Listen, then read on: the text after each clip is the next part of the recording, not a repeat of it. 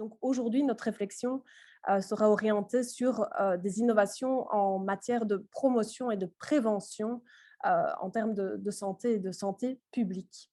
Et donc, comme je vous le disais, nous allons aborder cette réflexion à partir de deux regards de scientifiques de l'Université de Liège. Florence Quémax, qui est avec nous, professeure et chercheuse en éthique et philosophie politique à l'Université de Liège, donc au sein de la faculté de philo et lettres. Elle est également présidente du comité consultatif de bioéthique de Belgique. Et Benoît Pétré, chargé de cours de santé publique. Il co-dirige le service nutrition, environnement et santé avec le professeur Michel Guillaume. Et ces thèmes de recherche et de cours portent notamment sur l'éducation thérapeutique des patients. Alors pour cette rencontre, ils ont échangé entre eux et structuré vraiment un développement en 3 temps auquel nous allons venir. Il n'y aura pas de PowerPoint, donc c'est vraiment conçu comme une discussion. Et je vais un tout petit peu repréciser, je les ai présentés brièvement avec leur titre principal, mais je voulais vous donner un petit peu plus d'infos pour que vous compreniez bien depuis quel point de vue ils vont s'exprimer, tous les deux. Donc, je commence par Florence Quémax, qui est maître de recherche donc, du FNRS, professeure de philosophie politique et d'éthique à l'Université de Liège, je l'ai dit. Elle enseigne aux étudiants de philosophie et aux étudiants en sciences de la santé. Et alors, au départ, spécialiste des philosophies françaises de la vie et de l'existence, elle puise dans cette tradition, mais également dans les théories féministes contemporaines pour aborder les questions éthiques que soulèvent les sciences et les techniques biomédicales contemporaines et plus généralement les enjeux de santé dans la société contemporaine. Alors, elle est actuellement présidente du comité consultatif de bioéthique de Belgique et elle est aussi présidente du comité d'éthique en sciences humaines de l'Université de Liège et à ce titre, membre du conseil à l'éthique et à l'intégrité scientifique de l'ULiège. Et Benoît Pétré, qui est professeur donc, de santé publique, je l'ai dit, en faculté de médecine. Donc, ses activités de recherche et d'enseignement portent sur la thématique de l'éducation thérapeutique du patient, ce qui inclut des notions comme les démarches dites centrées sur les usagers, sur les patients, les approches participatives en matière de santé individuelle et collective. Il est partie prenante de différents projets au niveau régional et national, mais même à l'international, qui interrogent la place des usagers dans leurs propres soins et dans les questions de santé au sens le plus large. Et donc, je vais poser la première question à nos deux intervenants. J'ai bien pu insister sur le fait que vous ne vous exprimerez pas d'un point de vue de médecin, mais plutôt en tant qu'observateur de santé publique, vu vos profils. Et donc, vous allez nous partager votre analyse critique de la gestion de la crise sanitaire, qui, selon vous, on en a discuté et ça a été vraiment l'objet de vos échanges pour cette conférence, a dévoilé les forces et faiblesses de notre système de santé, notamment en matière de compétences, en termes de prévention et d'implication des citoyens. Donc, je vais vous inviter tout d'abord à commencer par nous livrer vos constats par rapport à ces failles et à ces forces et faiblesses finalement que la crise sanitaire a mis en exergue. Bien, bonjour à tout le monde. Je vais prendre la parole pour initier ce débat. Je voulais vous remercier déjà tous pour votre écoute aujourd'hui et pour la tribune qui nous a proposée à Florence et moi dans le cadre de Liège Créative. Merci aussi à Delphine pour tous les propos introductifs qui étaient nécessaires en effet pour savoir un peu d'où on parle, parce qu'en effet, je pense qu'on a une vision par rapport à la gestion de la crise qui est certainement influencée par l'ensemble des travaux que l'on mène au quotidien et qui en fait une lecture particulière et que l'on soumet aujourd'hui à à discussion finalement. Et donc, la présentation du jour, elle fait suite à un petit papier qu'on a eu l'occasion, que j'avais eu l'occasion d'écrire avec d'autres personnes dans une revue qui s'appelait « Et s'il était temps de croire en la capacité des citoyens à s'investir dans les questions de santé ?» Et puis, c'est sur cette base-là qu'on a cherché avec Florence un peu à construire nos propos pour faire la présentation qu'on vous livre aujourd'hui.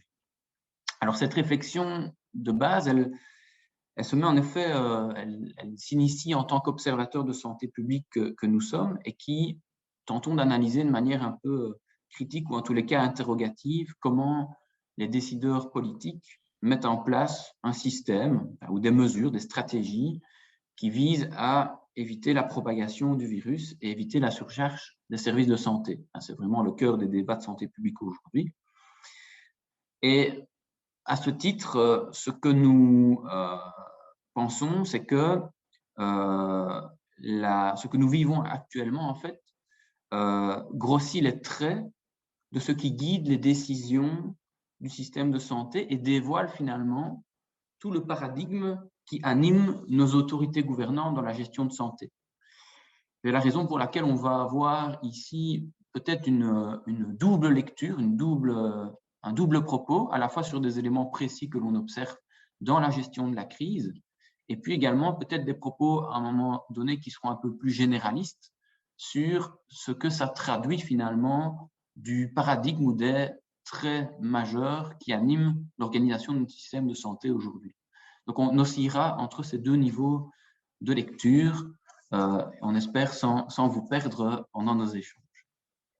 Alors peut-être en guise d'introduction, ce qu'on peut dire, c'est véritablement que les comportements humains sautent au cœur de la réponse de la pandémie.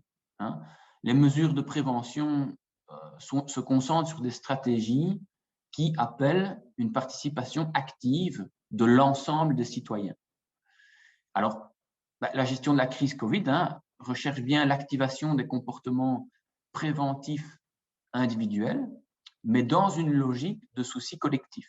Donc, il y a un enjeu de responsabilité collective qui passe à travers ce que chacun est prêt à entreprendre vis-à-vis de cette question de santé. Il y a eu le confinement d'abord, il y a eu la nécessité de rester chez soi, ne pas se rassembler, il y a eu l'ensemble des gestes barrières, les règles d'or que chacun connaît maintenant sur le bout des doigts.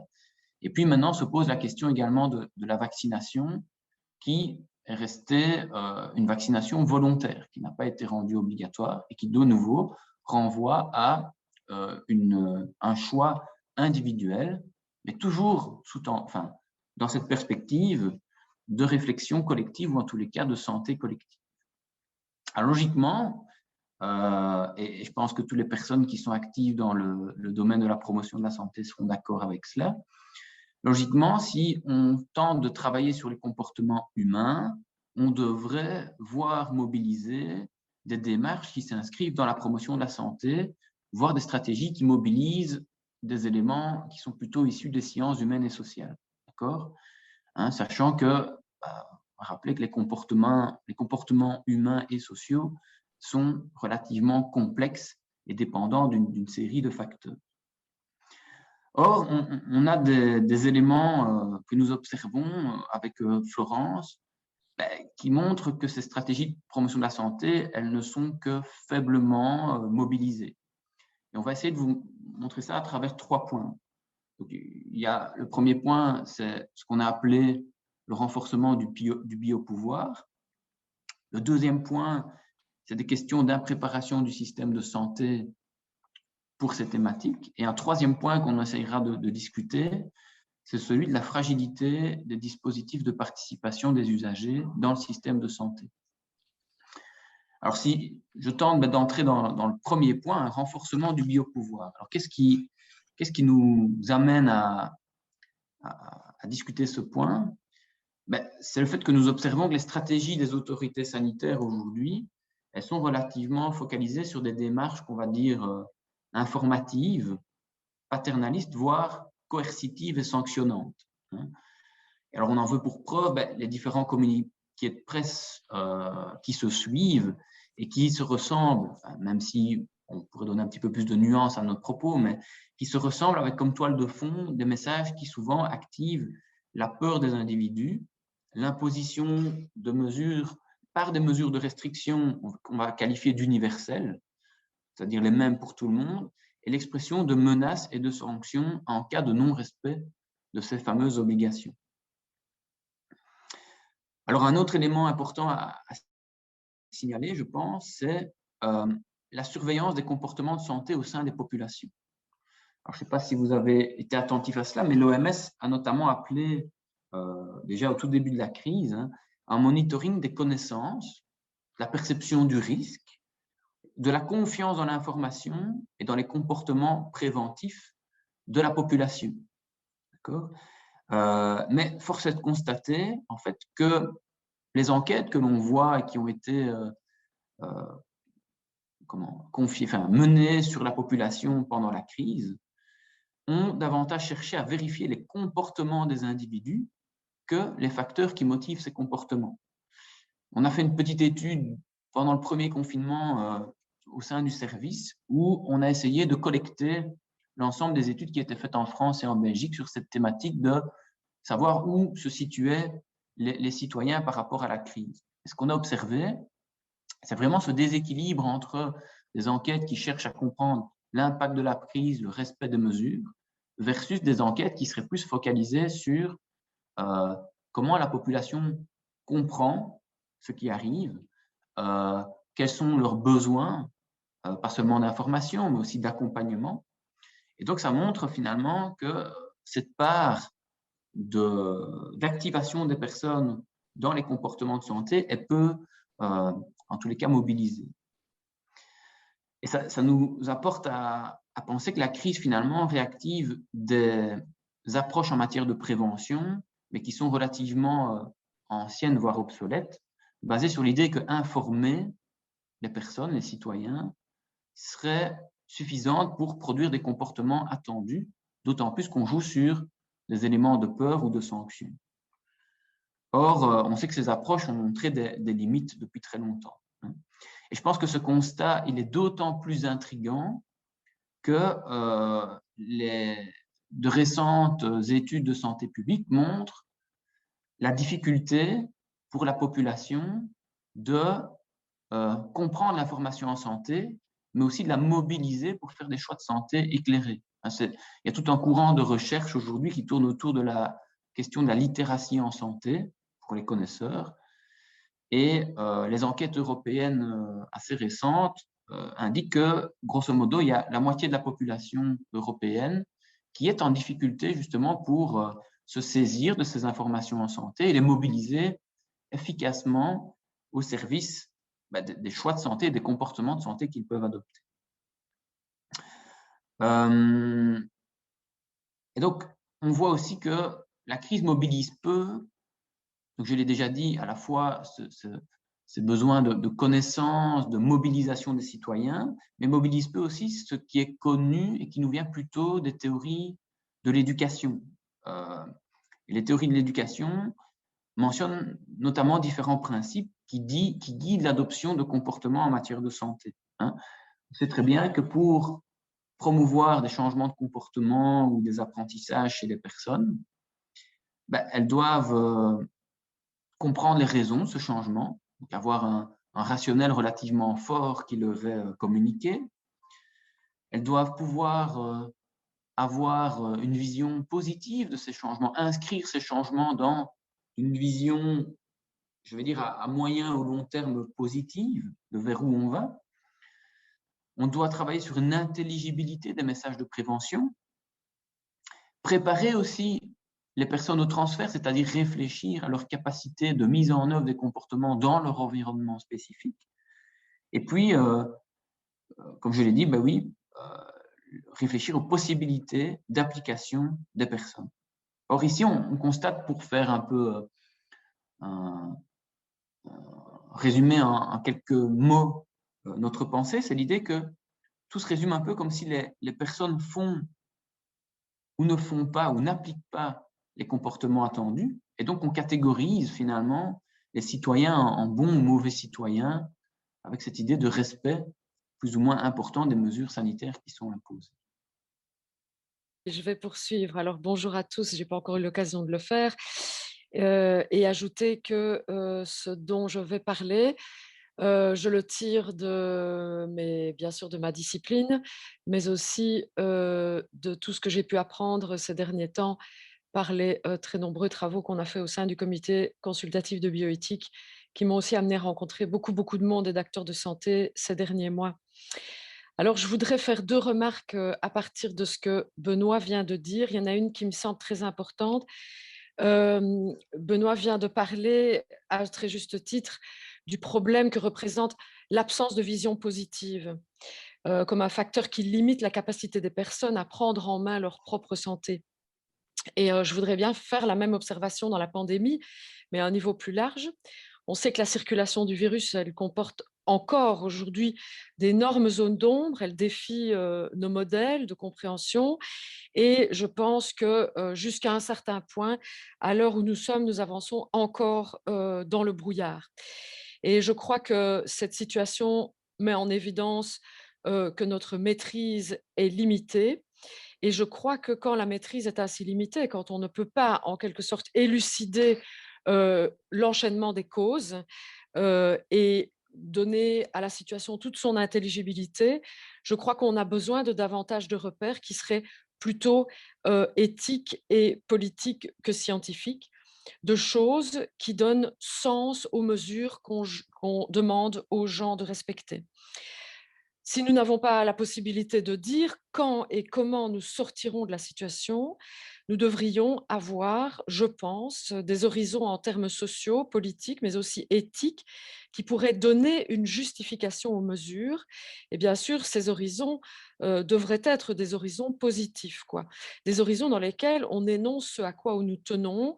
Alors, ça peut être la solidarité, la justice, l'efficacité économique, si on veut, l'égalité, la démocratie, ou encore quel genre de santé nous voulons. Et tout ça pourrait servir de boussole qui nous permettrait de nous orienter. Et je crois que cela manque cruellement. Et je pense que c'est une des raisons qui font qu'on a l'impression, ou que beaucoup de gens ont le sentiment, que les mesures qu'on leur demande de mettre en œuvre et d'appliquer sont voilà, discutables et peut-être hors de proportion, etc., etc. Je crois qu'il manque finalement la vision positive, globale, ou quelque chose de dynamique qui les justifie en fait, et au nom de quoi on peut les faire. Je crois qu'il n'y a en fait aucune raison d'attendre que nous sortions de cette situation, puisqu'on ne sait pas exactement à quoi même la sortie va représenter. Il n'y a aucune raison d'attendre que cela se termine pour se donner de tels horizons ou une telle vision positive. Je pense même que se donner des horizons en termes d'avantages sociaux, politiques et éthiques pourrait constituer une partie de la solution, quelque chose qui donne sens aux mesures et qui permettrait peut-être aussi de faire des choix dans les mesures que nous adoptons. Alors, la deuxième remarque que je voudrais faire, c'est quand même dire qu'il me semble, mais peut-être mon poste d'observation est-il biaisé, vous me le direz, mais il me semble quand même que dans leur grande majorité, les citoyens ont tout de même été globalement assez observants quant aux mesures. Et je dis globalement parce qu'il me semble en même temps normal que l'on ne puisse régler le fonctionnement social et les comportements comme si c'était un mécanisme d'horlogerie. On sait aussi par ailleurs que le raisonnement épidémiologique repose sur l'idée qu'il faut tempérer ou modérer les risques, hein, c'est to mitigate the risks, et ceci pour assurer la continuité des services hospitaliers. Et donc, les raisonnements épidémiologiques eux-mêmes, si vous voulez, se dénoncent comme n'étant pas des mécanismes d'horlogerie, hein. Ce sont des ajustements qui sont toujours partiels, révisables, dans une situation qui est elle-même extrêmement dynamique et sur laquelle, je le rappelle, je l'ai déjà dit, on n'a pas une prise comme s'il s'agissait d'un moteur de voiture ou d'avion. Et donc, moi, ce que je trouve plutôt frappant dans cette situation, ce n'est pas tellement la désobéissance, mais plutôt le clivage dans lequel se trouvent les gens et qui me semble vraiment manifeste. D'un côté, beaucoup de gens respectent les mesures ou les respectent plus ou moins, mais d'un autre côté, ils manifestent de manière parfois affichée euh, leur scepticisme. Et on pourrait en donner pas mal d'exemples. J'aurais des exemples à donner sur les jeunes qui fréquentent les écoles, mais je vais en prendre un autre et qui est celui des médecins généralistes. J'ai eu l'occasion d'en rencontrer beaucoup ces derniers temps. Et je pense qu'eux-mêmes sont traversés par des clivages de ce type. Des clivages entre promouvoir les consignes, d'une part, et j'y reviendrai tout à l'heure, et d'autre part, constater que ces consignes, en même temps, détruisent la santé mentale de certains patients. Que sur certains patients, si vous voulez, rappeler les consignes, c'est aussi enclencher des processus d'angoisse ou de fragilisation psychique, en fait. Et je pense que la stratégie sanitaire, ce qui est très remarquable, ce n'est pas tellement la désobéissance qu'elle engendre, et la stratégie sanitaire telle que Benoît vient de la décrire, c'est que ce n'est pas tellement qu'elle enclenche quelque chose comme des bons citoyens, des mauvais citoyens, ou de la désobéissance ou de l'obéissance, mais c'est qu'elle produit en fait beaucoup à l'intérieur des gens des clivages qui sont extrêmement difficiles à vivre et qui s'expriment voilà, qui s'expriment partout. Alors, j'en viens peut-être, avant de repasser la parole à Benoît, à un deuxième point dans la réponse à la première question, hein, quels sont vos constats? Et le deuxième point, c'est peut-être l'impréparation de notre système de santé. Alors, je crois qu'on ne peut pas nier que construire une stratégie de riposte efficace à une épidémie qui est nouvelle, une épidémie où la transmission est forte, est invisible et où, troisième point, les risques individuels sont très inégaux, eh bien, construire une riposte efficace, c'est très difficile. C'est quelque chose qui est inédit dans notre histoire récente et je pense qu'on peut dire jusqu'à un certain point que nous avons été effectivement pris au dépourvu. Ceci usé, et je faiblesse de la fondée sur le confinement et le déconfinement. Je me rappelle une intervention récente de Bernard Rentier dans la presse qui disait est-ce qu'on ne pourrait pas avoir un autre modèle, suivi quelques jours ou un jour après par un confrère, je pense, l'Ouest, c'était son nom, qui discutait comment est-ce qu'on pourrait dire, le scénario proposé par Bernard Rentier, c'est intéressant. Je ne vais pas discuter cette stratégie fondée sur le confinement et le déconfinement, mais essayer de mettre en évidence l'approche sanitaire qui a été, enfin, le fait que l'approche sanitaire qui a été adoptée par les autorités politiques révèle peut-être la faiblesse ou l'immaturité de notre système de santé en termes de santé publique au sens fort du terme. Alors, qu'est-ce que j'entends ou qu'est-ce que nous entendons ici par santé publique au sens fort du terme? C'est au sens de 1, la prévention, 2, la promotion de la santé et 3, en termes de santé au sens de l'OMS. Ce que je veux dire, c'est ce qui manque peut-être dans notre système de santé en termes de santé publique, c'est 3 choses. 1, le sens du geste préventif. 2, le sens de la santé comme un fait ou un bien collectif. Mais aussi peut-être, enfin, c'est le troisième point, la santé comme, je cite la définition bien connue de l'OMS, état de complet bien-être physique, mental et social, ne consistant pas seulement en une absence de maladie ou d'infirmité. Je crois que cela n'est pas suffisamment présent dans notre vie quotidienne et que donc nous étions en un sens tout à fait impréparés pour une crise sanitaire de cette ampleur pour cette raison. Alors je voudrais faire observer à titre d'élément ou d'argument la corrélation entre les comorbidités liées aux maladies chroniques et le risque accru de développer les formes graves de la Covid-19. C'est ce qui a d'ailleurs amené le rédacteur du Lancet, Richard Horton, dans un éditorial qui a fait le tour du monde, à parler de syndémie à propos de la calamité qui nous accable plutôt que de pandémie. Il a dit qu'il faut remplacer le terme de pandémie par le terme de syndémie.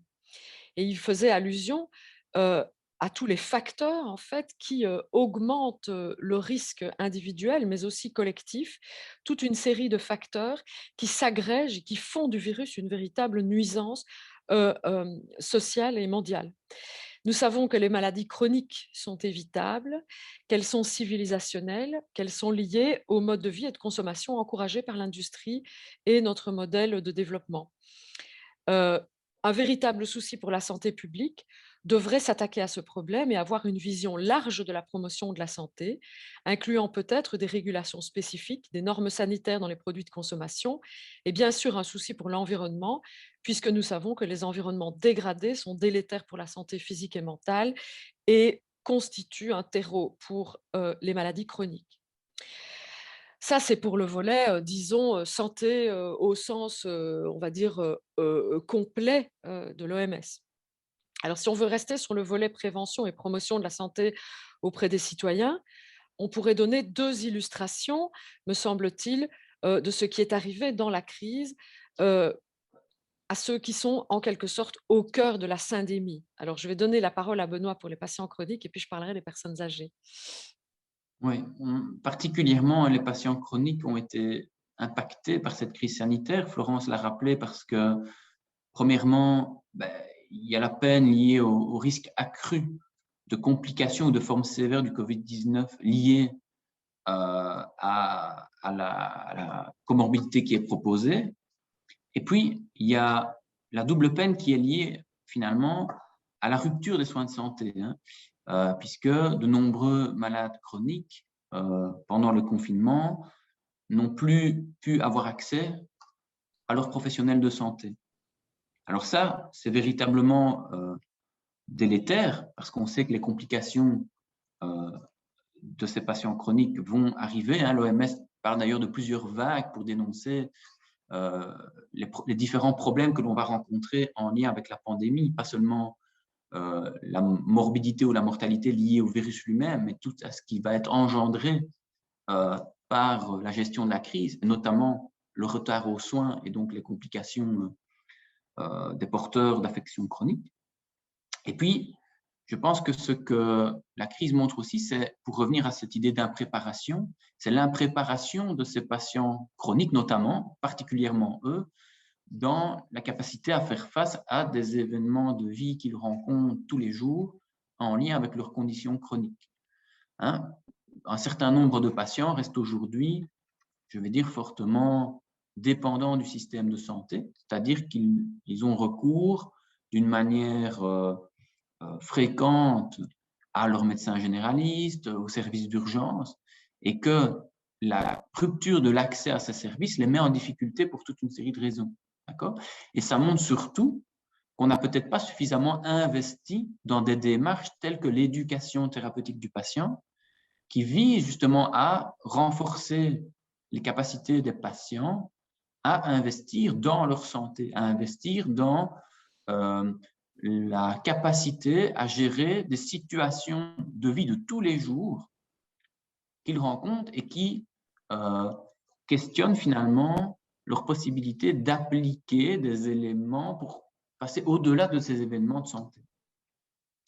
Donc, il y a là une forme de révélation et on le perçoit dans les études qu'on est en train de mener pour le moment, tant auprès des patients chroniques que des médecins généralistes, parce qu'on essaye de faire un peu une étude en miroir, une sorte d'impréparation, de mobilisation, de renforcement, d'empowerment du patient sur ces questions de santé.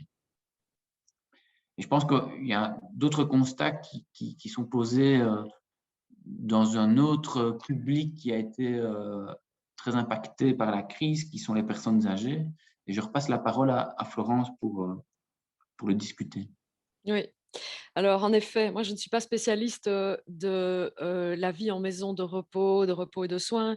Je ne suis pas non plus spécialiste en vieillissement, mais le comité consultatif de bioéthique a été saisi au mois d'août de l'année dernière par la commission interministérielle et on nous a demandé d'apporter notre propre analyse parmi toutes celles qui ont été publiées, rendues aux autorités, etc., concernant ce qui s'est passé dans les maisons de repos et de soins. Et donc, on a fait beaucoup d'auditions ces derniers mois et nous en avons tiré un certain nombre d'observations et je m'appuie sur celles-ci ici.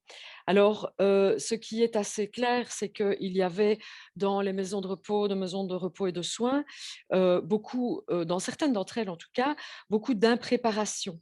Et cette impréparation a amené à toutes sortes de problèmes et notamment, finalement, en raison de cette impréparation, à la fermeture brutale de ces maisons aux visiteurs et aussi également à l'interdiction faite aux médecins de s'y rendre. Ça s'est fait en 3 étapes, en quelques jours, au mois d'avril, dans les 3, à Bruxelles, en Flandre et en Wallonie. Et on voit bien que ce qui est arrivé là, c'est quelque chose d'assez grave. Il s'agit aussi d'une rupture qui est assez similaire finalement à celle dont Benoît vient de parler. Pourquoi ? Eh bien, parce que quand vous interdisez aux médecins traitants de faire leurs visites dans les maisons de repos, bien sûr, il y a des médecins coordinateurs, mais ceux-là étaient parfois occupés à d'autres tâches. Certains sont tombés malades, certains n'ont plus pu venir sur place. Eh bien, vous coupez un maillon essentiel. Et ça a été une des sources source de problèmes dans on pourrait dire, dans la circulation des personnes entre les maisons de repos et de soins et l'hôpital, en réalité. Pourquoi? Eh bien, parce que les gestionnaires des maisons de repos, les personnes qui pouvaient encore y travailler simplement parce qu'elles n'étaient pas tombées malades, et ça pouvait être du personnel administratif, n'avaient pas nécessairement les moyens, le vocabulaire, l'habitude pour pouvoir s'adresser à des urgentistes, décrire le cas qu'ils avaient sous les yeux et dire à quel point il était très important de recevoir les personnes. Et donc, il est arrivé qu'en certains endroits, on ait dit à l'hôpital, mais écoutez, ce n'est pas possible, la situation ne s'y prête pas, la personne pour laquelle vous demandez une admission n'est pas comment est-ce qu'on peut dire, ne répond pas aux critères, etc. Et si vous voulez, cette rupture du maillon était vraiment problématique. Et ça montre que les systèmes sont impréparés à des situations de grosses perturbations. Alors, c'est évidemment le cas aussi en ce qui concerne même les besoins élémentaires. Bien sûr, tout le monde le sait, ce qui étaient les masques, les vêtements de protection, etc., etc. Alors, et ça montre aussi finalement ce réflexe de la coupure, hein, qui est sans doute spontané, naturel et qui paraît le plus évident en première approche. Ce réflexe de la coupure ou de la rupture, eh bien, montrait aussi que ce qui n'était pas prioritaire ou ce qui ne venait pas à l'esprit en premier lieu, en tout cas des gestionnaires des maisons de repos et de soins, et même de ceux qui devaient prendre des décisions collectives à distance et distribuer en quelque sorte les mesures sur les différents réseaux, eh bien, c'était que les besoins relationnels étaient en quelque sorte marginalisés, quoi, ou mis au second plan devant, on va dire, l'impératif sanitaire, au lieu de tout de suite essayer de les articuler aux besoins sanitaires et aux besoins de santé. Je ne dis pas que c'était facile à faire, mais je pense que c'est assez symptomatique que ces besoins relationnels sont revenus comme un boomerang par la suite, mais n'ont pas été posés comme étant une condition sine qua non de les mesures sanitaires qu'on allait prendre, quoi. Voilà. Et il est assez significatif que dans les lieux où l'on a mis ces enjeux à l'avant-plan depuis longtemps parce qu'on a adopté des politiques de gestion différentes, des politiques d'attention aux besoins de santé dans leur globalité, c'est-à-dire pas seulement les besoins somatiques et physiques, eh bien, les endroits où on a fait ça, où on a commencé à développer des politiques différentes et où notamment l'enjeu relationnel et la santé psychique sont à l'avant-plan des mesures quotidiennes et de la vie quotidienne, et bien souvent, on a été mieux équipé pour répondre à la situation d'urgence qui s'est imposée à tout le monde, quoi. Voilà. Et ça pose peut-être plus globalement les deux illustrations que nous venons de donner, qui est celle de aussi l'utilisation efficace et judicieuse des systèmes de santé. Parce que bien sûr, dans le rapport entre les maisons de repos et de soins et les hôpitaux, il y avait aussi la question de comment est-ce qu'on peut utiliser efficacement les ressources devenues un peu rares et tendues de l'hôpital pour les maisons de repos. Et c'était bien cette question-là qui se posait. Mais cette question de l'utilisation efficace finalement des ressources dans un système de santé, elle aurait dû se poser bien en amont et s'organiser bien en amont. Et ça n'avait pas été fait partout, loin de là. Voilà. Et c'est aussi la question du coup de bien utiliser les systèmes ou les ressources de santé. C'est aussi comment bien le faire sans que ça soit une dépendance, par exemple, au système hospitalier ou par exemple à la médecine de très très haute technologie, parce qu'il y a aussi d'autres choses à faire. Voilà, quelque chose qui ne soit pas une dépendance, quoi. Alors, on en vient peut-être à notre troisième point. Rassurez-vous, les réponses aux deux autres questions seront plus rapides, qui est la fragilité des dispositifs de participation des usagers et qui donc nous amène à une situation finalement où la réponse du système, c'est appliquer les mesures, vérifier l'obéissance. Alors, du côté des personnes âgées, on peut dire que le problème est aussi là, participation des usagers. Dans beaucoup d'endroits, les personnes qui vivent dans les résidences de maisons de repos et de soins ne participent absolument pas aux décisions de gestion quotidienne relatives à leur collectivité, qui sont donc aux décisions qui les concernent au premier chef. Et donc, elles sont aussi du coup, peu associées aux décisions qui les concernent individuellement, notamment en matière de choix thérapeutiques. Alors, la crise a aggravé la situation au point d'arriver à des situations où à des des circonstances dans lesquelles leur autonomie en tant que patient a été complètement effacée. On a fait plein de recommandations au sujet de l'utilisation de la planification anticipée de soins et on s'est aperçu en réalité que cette planification anticipée de soins sont encore aujourd'hui très rares, n'existent pas et sont des choses qui ne sont pas abordées avec les personnes quand elles arrivent dans les résidences. Et elles ne participent pas non plus à la vie collective et c'est un véritable problème puisque du coup, elles ne pouvaient pas, dans la crise, être aucunement associées aux mesures qui étaient mises en place, quoi. Voilà. Alors, Benoît a peut-être des choses à dire là-dessus aussi. On observe pareille situation dans les hôpitaux où on voit aussi que bon, dans les 10 dernières années, les hôpitaux se sont investis dans les démarches de participation du patient, peut-être les hôpitaux un peu plus tardivement que d'autres secteurs de la santé, à travers notamment des dispositifs de type comité de patients. Et je pense qu'il y a d'ailleurs des représentants aujourd'hui qui sont présents. Mais ce qu'on constate, c'est que ces dispositifs de participation dans les hôpitaux sont fragiles, puisque pendant la crise, ils ont été arrêtés, ils ont été mis à l'arrêt. Et donc, ça montre bien aujourd'hui comment on ne mobilise pas encore suffisamment de manière intégrée ce type de dispositif participatif. Parce que dans une autre logique, si on était vraiment inscrit dans une logique de recherche de participation des usagers, on aurait pu, alors c'est toujours facile d'être un observateur qui vient après la crise faire des propositions, mais on aurait pu mobiliser différemment ces comités pour les faire réagir sur des questions très spécifiques en lien avec la crise sur lesquelles ils auraient pu avoir un avis d'usagers. Et donc, de nouveau, voilà, ça dénonce, comme Florence l'a dit dans les maisons de repos, une certaine impréparation ou en tous les cas fragile, enfin des dispositifs qui sont fragiles et pas suffisamment encore intégrés. Oui. Je peux ajouter quelque chose, Benoît? Parce que pour illustrer ce que tu dis, tu avais un très bel exemple et j'ai l'impression que tu vas peut-être pas le donner, alors je me permets de le dire. Tu disais, durant la crise, on a fait appel à nos compétences, voilà, au département de santé publique. En effet, il y avait comment est-ce qu'on dit, au début de la crise, les centres de tri et de dépistage. Et en fait, les patients que l'on dépistait retournaient chez eux avec très très peu d'éléments sur ce qu'ils devaient faire comme étape postérieure à ce testing. Et en fait, les urgentistes sont venus vous trouver en disant mais qu'est-ce qu'on pourrait faire parce qu'en fait les patients ils rentrent chez eux, ils savent pas ce qu'ils doivent faire, comment donner suite aux tests qu'ils viennent de subir, etc.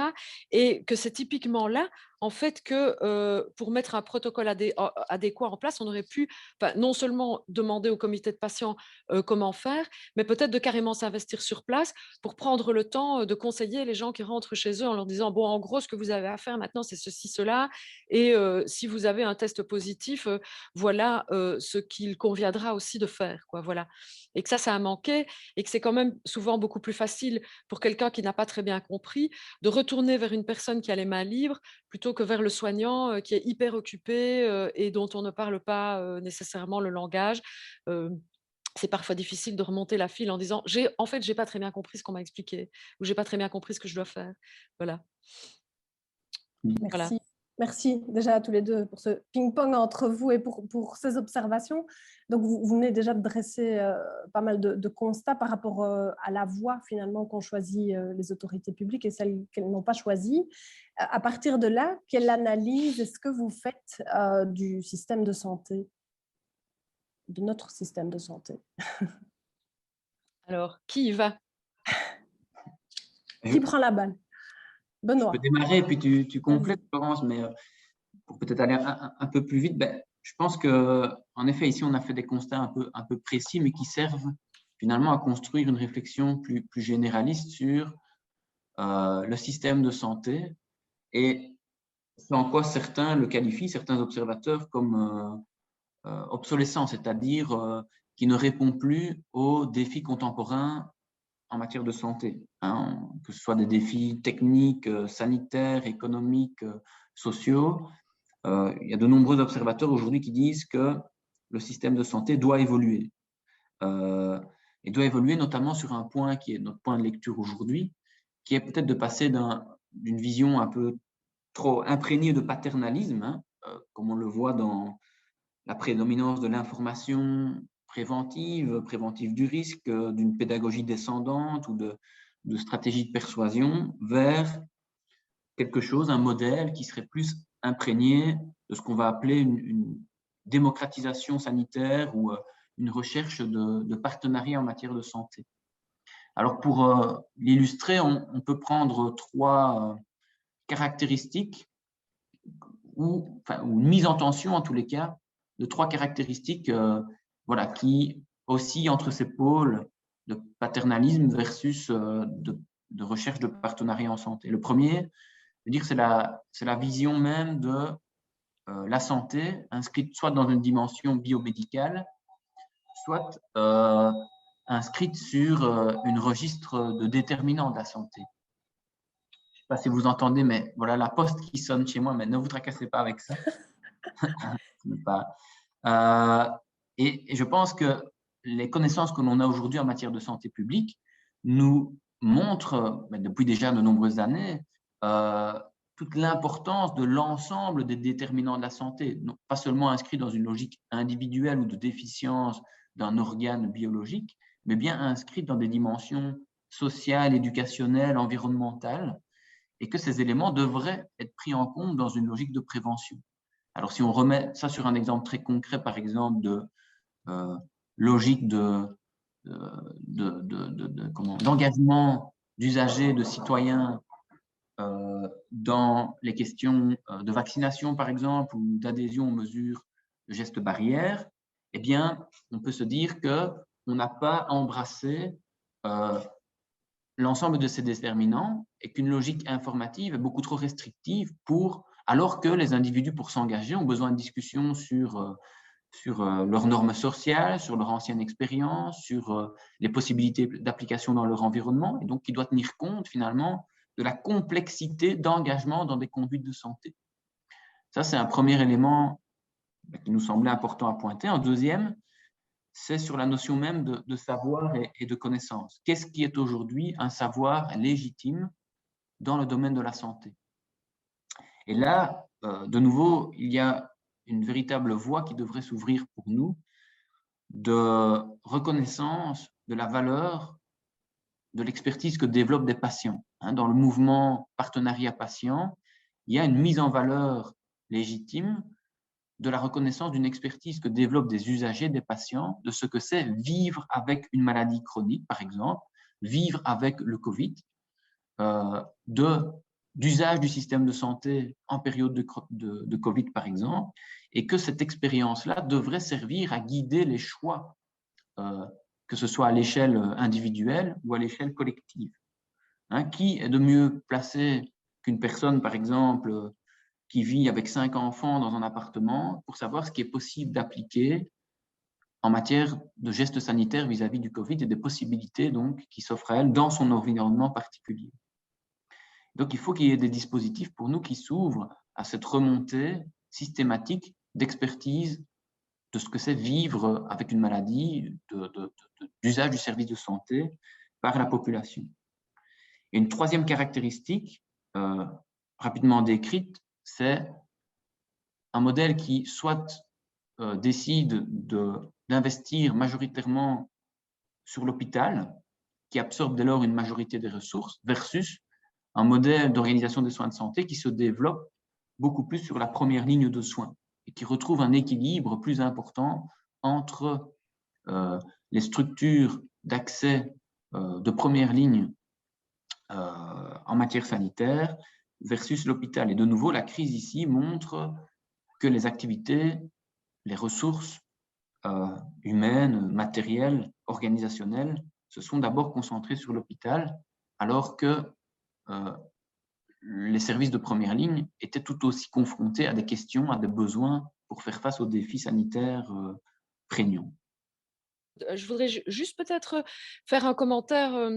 On en a discuté hier et puis j'ai oublié en quelque sorte de le prévoir, donc je le dis de manière un peu improvisée.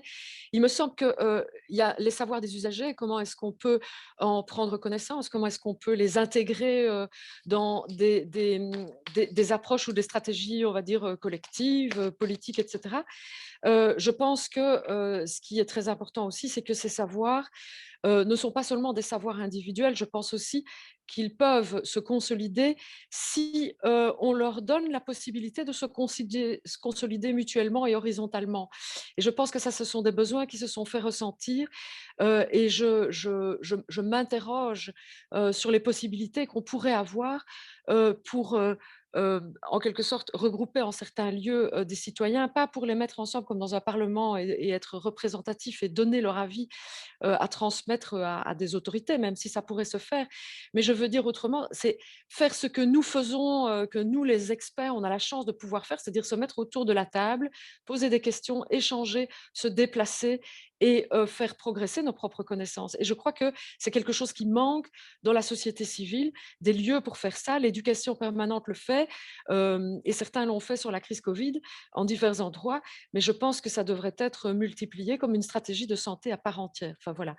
Et ça pose la question de savoir s'il est possible, à l'heure actuelle, d'avoir des savoirs populaires de santé. Est-ce que ça existe encore, hein? Des mouvements pour la médecine populaire, il y en a eu beaucoup dans l'histoire de la médecine et de la santé dans la modernité, au 19e siècle, au 20e siècle. Une revendication de savoir partagé, partageable, circulant, gratuit et facilement accessible. Et je pense que la question de savoir si une épidémiologie populaire est possible aujourd'hui est une question sérieuse. Alors, je voudrais encore donner 2 éléments pour parler peut-être pour illustrer la centration comment est-ce qu'on pourrait dire, la centration de notre système de santé sur l'hôpital. Je crois que c'était très perceptible chez les médecins généralistes dont j'ai déjà parlé tout à l'heure. Le malaise qu'ils ont exprimé, le malaise d'être pris en étau entre, d'une part, le rôle de relais des mesures coercitives et l'autre rôle qui est d'accompagner et d'aider les patients à naviguer dans les difficultés quotidiennes engendrées par la crise. Et beaucoup disent qu'ils estiment et que leur point de vue n'a pas été entendu, n'a pas été intégré, alors que c'est un point de vue qui est proche du terrain, précisément là où on a essayé de remodeler les comportements, quoi. Et que c'est un point de vue qui a été très très peu pris en compte, qu'on n'a pas vu de généralistes dans les task force, qu'on ne les a pas vus suffisamment dans les cercles d'experts, qu'ils n'ont pas finalement été utilisés comme une ressource et comme un gisement finalement de connaissances du terrain sur lequel il s'agissait de faire appliquer les mesures, voire éventuellement de les reconfigurer, quoi. Et je voudrais aussi donner, pour parler de la centration peut-être à la fois financière, mais aussi symbolique, hein, parce que c'est une attention aussi, comment on va dire, symbolique sur l'hôpital. Mais un bon exemple, bah, c'est celui dont je parlais tout à l'heure, qui est celui des maisons de repos et des maisons de repos et de soins, dont comment est-ce qu'on pourrait dire, la grave crise durant le printemps dernier a montré toute la difficulté d'articuler le biomédical, qui bien sûr est nécessaire, hein, et qui a d'ailleurs été défaillant de ce côté, avec l'idée que ce sont aussi des lieux de vie, quoi. La difficulté dans les maisons de maisons de repos et de soins, chez certaines en particulier, d'articuler dans un concept global de santé à la fois le biomédical et l'idée que c'est un lieu de vie quotidienne, où doit pouvoir se développer finalement l'autonomie des gens. Et je crois que c'est le défaut d'articulation des deux, si vous voulez, qui a mis à mal l'autonomie, qui est pourtant quelque chose qui est une obligation, enfin le respect de leur autonomie, quelque chose qui est vraiment qui est prescrit par la loi, quoi. Voilà. Donc voilà, ce sont me semble-t-il, 2 illustrations de comment, si vous voulez, ou des failles, ou des faiblesses de notre système et qui, éclatent, au grand jour dans la situation, de crise. Voilà. Alors on devrait peut-être passer à la 3e question pour ne pas on avait Ok. encore des choses à dire, mais je pense qu'on a compris notre message. Oui, Mmh. enfin je dis oui, le message n'est pas encore complètement délivré, mais donc en tout cas on a bien compris que vous allez dans le sens de revaloriser les démarches de santé publique et de réfléchir aussi à un rééquilibrage, l'accent étant trop mis sur le curatif, pas assez sur la prévention. Ça nécessite de rééquilibrer les efforts consentis, les investissements aussi. On n'a pas encore beaucoup parlé d'argent, de coûts, mais il y a aussi cette question du financement, des investissements. Et donc, peut-être pour terminer, parce qu'il est déjà presque midi quart, ce qui est vraiment intéressant, c'est que vous nous livriez aussi les propositions concrètes sur lesquelles vous réfléchissez, sur lesquelles vous avez discuté tous les deux. je souhaiterais mettre en lumière ici une initiative justement qui permet de repenser l'organisation du système de santé autrement.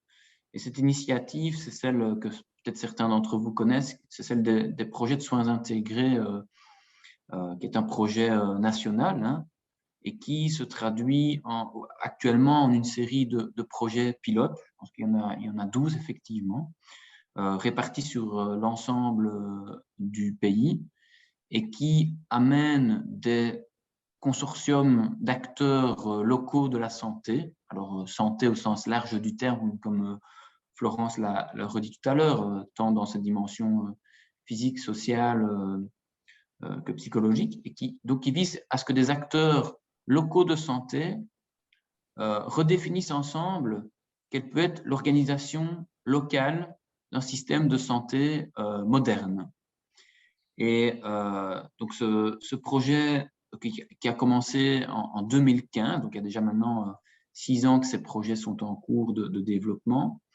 Enfin, chacun des projets pilotes doit amener une réflexion dont la finalité est d'amener une meilleure santé sur le territoire qu'ils prennent en charge, une meilleure expérience du système de santé par ses utilisateurs, et puis une recherche aussi d'efficience dans les soins de santé.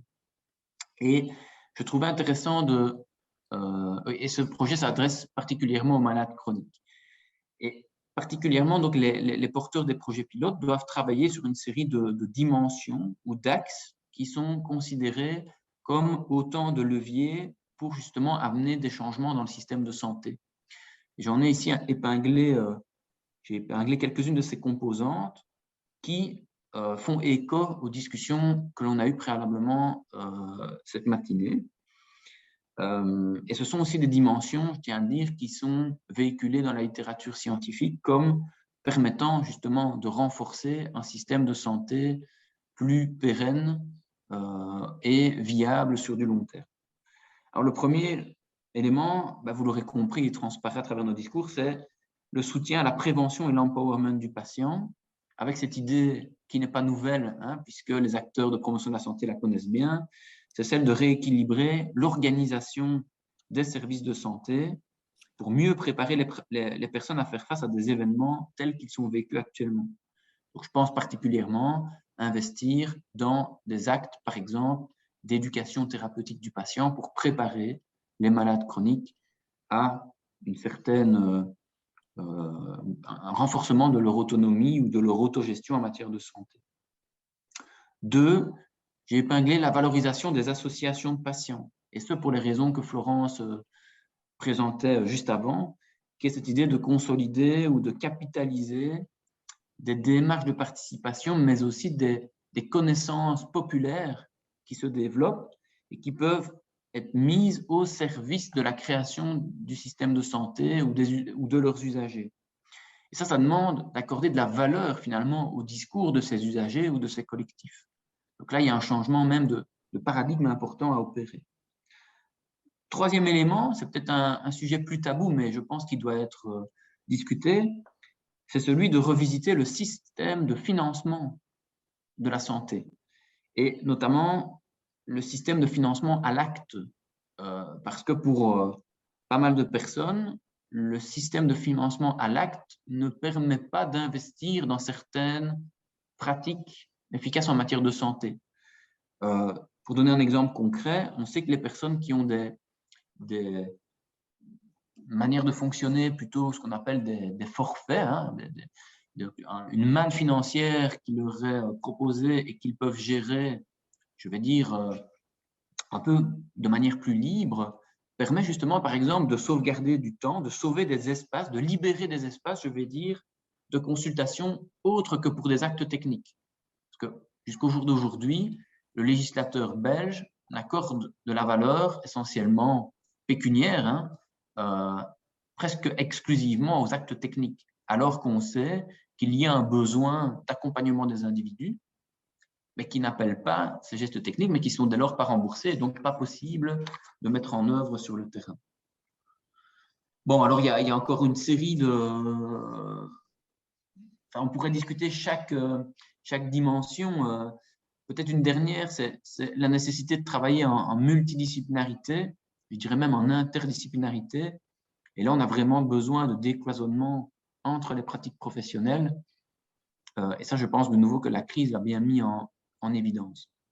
Mais donc, moi, mon propos un peu conclusif avant de passer la parole à Florence pour le même exercice, c'est de dire que on part de quelques constats très précis dans la crise qui interrogent les capacités d'éducation des citoyens ou d'investir dans les capacités des citoyens à gérer leur propre santé, à développer finalement des ressources qui leur permettent de faire des choix éclairés en matière de santé, en disant ça ne suffit pas de travailler directement sur le citoyen, il y a toute une série de conditions qui vont le permettre et qui structurent le système de santé. Et donc une série de…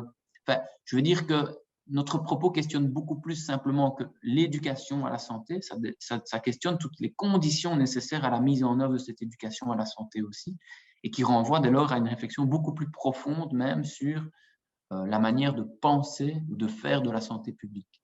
Voilà, je laisse la parole à Florence. Merci. Je ne vais pas ajouter des exemples de mesures parce qu'après tout, on pourrait en discuter dans l'échange qui va suivre. Je voudrais juste dire une chose et ce sera en continuité avec ce que Benoît vient de dire. C'est vrai que notre exposé plaide effectivement pour quelque chose comme un rééquilibrage, hein, pour le dire en gros concept entre le curatif et le préventif. Mais il me semble que ce que nous essayons de défendre, c'est l'idée que ce rééquilibrage, en fait, ne va pas aller sans modifier ce que veut dire soigner dans les deux sens, aussi bien dans le sens curatif que dans le sens préventif. Et je pense que ça suppose que l'on accepte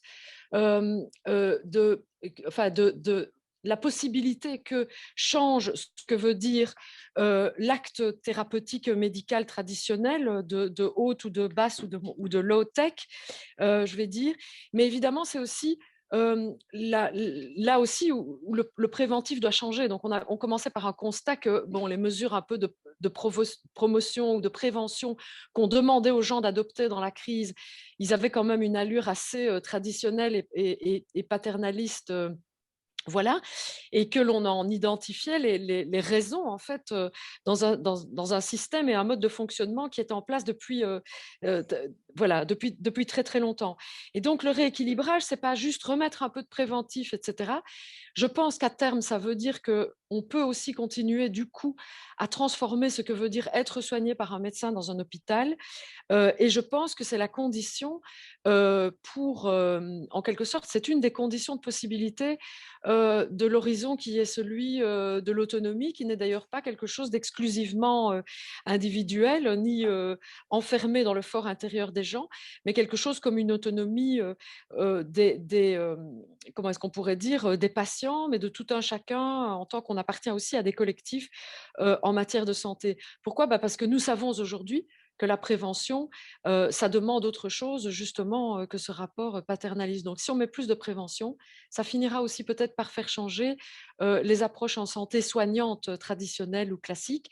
Et je pense qu'il y a déjà des tas de gens qui sont en marche vers là, en fait, à savoir, tiens, comment est-ce qu'on fait pour peut-être un tout petit peu démédicaliser nos approches, de telle manière que le volant de contrôle de la maladie ne soit pas donné entièrement au médecin, mais puisse être davantage partagé avec la première personne concernée, en fait, c'est-à-dire celui qui est malade. Voilà, c'est peut-être un peu ça les conclusions qu'on avait envie de tirer de nos Merci. observations. Merci beaucoup à tous les deux.